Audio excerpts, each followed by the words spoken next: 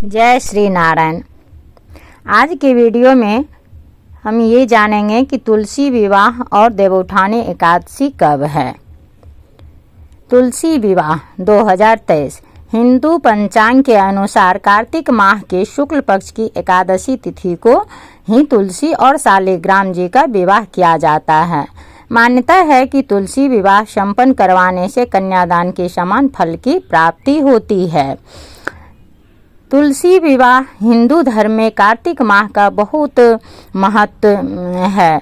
कार्तिक माह पूरे माह जो है भगवान विष्णु को समर्पित है, इसलिए कार्तिक माह बहुत ही अपने आप में बहुत ही महत्वपूर्ण है। इस माह में शुक्ल पक्ष की एकादशी को भगवान विष्णु 4 महीने की निद्रा के बाद जागते हैं। उनके जागने के बाद ही सभी तरह के शुभ और मांगलिक कार्य फिर से शुरू होते हैं। इसके साथ ही हिंदू पंचांग के अनुसार कार्तिक माह की शुक्ल पक्ष की एकादशी तिथि को ही तुलसी और शालिग्राम जी का विवाह किया जाता है। मान्यता है कि तुलसी विवाह संपन्न करवाने से कन्यादान के समान फल की प्राप्ति होती है और मोक्ष के द्वार खुल जाते हैं। साथ ही तुलसी जी का शालिग्राम की कृपा से विवाह में आने वाली बाधाएं भी दूर होती है। शादीशुदा जीवन में भी खुशियां बनी रहती है। ऐसे में चलिए जानते हैं कि इस साल 2023 में तुलसी विवाह कब है। तुलसी विवाह देवउठानी एकादशी के दिन तुलसी विवाह किया जाता है। इस साल 23 नवंबर को देवउठानी एकादशी है, इसलिए 23 नवंबर को ही तुलसी विवाह मनाया जाएगा। इसी दिन भगवान शालिग्राम और माता तुलसी का विवाह भी किया जाएगा। कार्तिक माह की शुक्ल पक्ष की एकादशी तिथि 22 नवंबर को रात 11:03 से शुरू हो रही है। इसका समापन 23 नवंबर की रात 9:01 पे होगा। एकादशी तिथि पर रात्रि पूजा का मुहूर्त शाम 5:25 से रात 8:46 तक है। तो ऐसे में आप चाहें तो इस मुहूर्त में तुलसी विवाह संपन्न करा सकते हैं। तुलसी विवाह की पूजा विधि। तुलसी विवाह के लिए सबसे पहले लकड़ी की एक साफ चौकी पर आसन बिछाएं। गमले को गेरू रंग से या लाल रंग से को रंग दें और चौकी के ऊपर तुलसी जी को स्थापित करें। दूसरी चौकी पर भी आसन बिछाएं और उस पर शालिग्राम को स्थापित करें। दोनों चौकियों के ऊपर गन्ने से मंडप सजाएं। अब एक कलश में जल भरकर रखें और उसमें 5 या 7 आम के पत्ते लगाकर पूजा स्थल पर कलश स्थापित करें। फिर शालिग्राम भगवान और तुलसी के समक्ष घी का दीपक प्रज्वलित करें और रोली या कुमकुम से तिलक करें। तुलसी पर लाल रंग की चुंडी चढ़ाएं। चूड़ी, बिंदी, जितने भी श्रृंगार के सामान होते हैं, शालिग्राम और तुलसी के समक्ष घी का दीपक प्रज्वलित करें और रोली या कुमकुम से तिलक करें। तुलसी पर लाल रंग की चुंडी चढ़ाएं। चूड़ी, बिंदी आदि चीज़ों से तुलसी का श्रृंगार करने, जितना भी श्रृंगार का सामान होता है, हल्दी, कुमकुम, मेहंदी, सब तुलसी जी में लगाया जाता है। इसके बाद सावधानी से चौकी समेत शालिग्राम भगवान को हाथों में लेकर तुलसी की 7 परिक्रमा कराएं। पूजा संपन्न होने के बाद तुलसी और शालिग्राम की आरती करें और उनसे सुख सौभाग्य की कामना करें। साथ ही प्रसाद सभी में वितरित करें। तुलसी विवाह का महत्व। मानता है कि तुलसी विवाह करने से कन्यादान के समान फल की प्राप्ति होती है। इसलिए यदि किसी व्यक्ति की कन्या न हो तो उसे तुलसी विवाह करके कन्या का दान पुण्य जरूर कमाना चाहिए। जो व्यक्ति विधि विधान के साथ तुलसी विवाह संपन्न करता है, उसके मोक्ष प्राप्ति के द्वार खुल जाते हैं। साथ ही तुलसी और भगवान शालिग्राम का विधिवत पूजन करने से मनोकामनाएं पूर्ण होती है। देवउठानी एकादशी। हिंदू धर्म में एकादशी का बहुत अधिक महत्व होता है।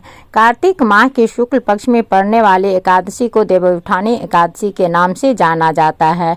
धार्मिक मान्यता के अनुसार एकादशी व्रत रखने से भगवान विष्णु की विशेष कृपा प्राप्त होती है और मृत्यु के पश्चाताप मोक्ष की प्राप्ति होती है। देवउठानी एकादशी का मतलब क्या है।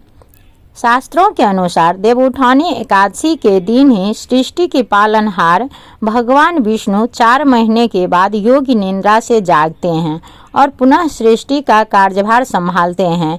इस दिन भगवान शालिग्राम और माता तुलसी का विवाह कराया जाता है। तो इस साल देवउठानी एकादशी इस साल 2023 में 23 नवंबर को है। तो देवउठान की पूजा कैसे की जाती है? तो रात्रि में भगवान विष्णु समेत सभी देवी देवताओं की आरती करें, शंख और घंटी बजाकर भगवान विष्णु को उठाएं, भगवान विष्णु को भोग लगाएं और प्रसाद वितरण करें। एकादशी की अगली सुबह से भगवान विष्णु की नियमित पूजा आरंभ कर दें। देवउठानी एकादशी व्रत करने के 10 फायदे। आषाढ़ के शुक्ल पक्ष की देवशयनी एकादशी को आषाढ़ी एकादशी, हरिशयनी और पद्मनाभा एकादशी आदि नाम से भी जाना जाता है। इस एकादशी से भगवान विष्णु का शयन काल प्रारंभ हो जाता है, जो लगभग 4 माह के लिए रहता है। इसी दिन से विवाह समेत कई शुभ कार्य वर्जित माने जाते हैं।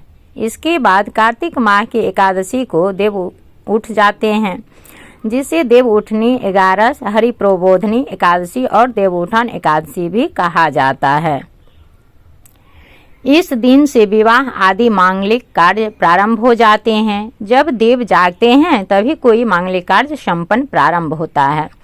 दूसरा है, एकादशी की व्रत से अशुभ संस्कार नष्ट हो जाते हैं और मोक्ष की प्राप्ति होती है। इस दिन निर्जल या केवल जलीय पदार्थों पर उपवास रखना चाहिए। यदि उपवास नहीं रख रहे हैं तो इस दिन चावल, प्याज, लहसुन, मांस, मदिरा, बासी भोजन आदि बिल्कुल न खाएं। तीसरा, इस दिन शालिग्राम के साथ तुलसी का आध्यात्मिक विवाह देवउठनी एकादशी को होता है। इस दिन तुलसी की पूजा का महत्व है। तुलसी दल अकाल मृत्यु से बचाता है। शालिग्राम और तुलसी की पूजा से पितृदोष का भी शमन होता है। चौथा है, इस दिन भगवान विष्णु या अपने इष्ट देव की उपासना करना चाहिए। इस दिन ओम नमः भगवती वासुदेवाय नमः मंत्र का जाप करने से लाभ मिलता है।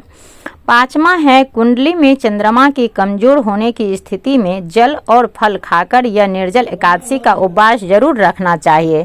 व्यक्ति यदि सभी एकादशियों में उपवास रखता है तो उसका चंद्र सही होकर मानसिक स्थिति भी सुधर जाते हैं। छठा, इस दिन देवउठानी एकादशी की पौराणिक कथा का श्रावण या वाचन करना चाहिए। कथा सुनने या कहने से भी पुण्य की प्राप्ति होती है। कहते हैं कि देवउठान एकादशी का व्रत करने से 1000 अश्वमेघ एवं 100 राजसू यज्ञ का फल मिलता है। पितृदोष से पीड़ित लोगों को इस दिन विधिवत व्रत करना चाहिए। पितरों के लिए ये उपवास करने से अधिक लाभ मिलता है, जिससे उनके पितृ नरक के दुखों से छुटकारा पा सकते हैं। नमा है, देवउठानी या प्रबोधनी एकादशी का व्रत करने से भाग्य जागृत होता है। 10वां, पुराणों अनुसार जो व्यक्ति एकादशी करता रहता है वह जीवन में कभी भी संकटों से नहीं घिरता और उनके जीवन में सुख और समृद्धि प्राप्त होती है। आप लोग को ये वीडियो अच्छी लगी हो तो लाइक और शेयर जरूर कीजिए। धन्यवाद।